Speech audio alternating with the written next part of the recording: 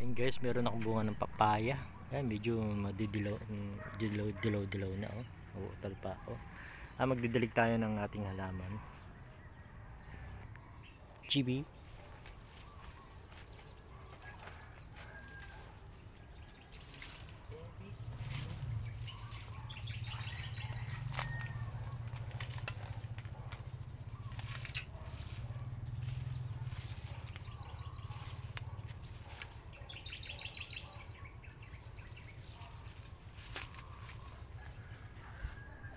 So yun ang aking morning routine everyday. Nagdidilig tayo ng halaman sa bukid.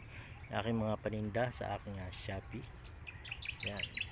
Meron tayong Epi Albo. Tapos yung bababala ko taniman ng mga spider plant. Yan oh. Mga spider plant yan. Tapos Moises in the Cradle, spider plant. Yan.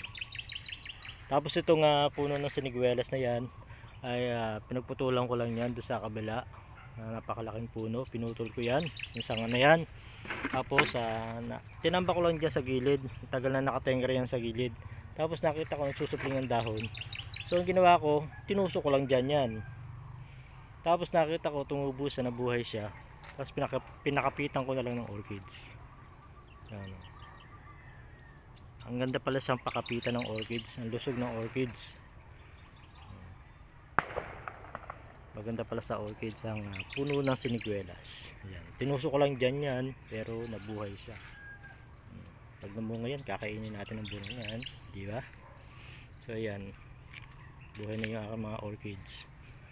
So yun lamang guys ang ating vlog for today. Thanks for watching.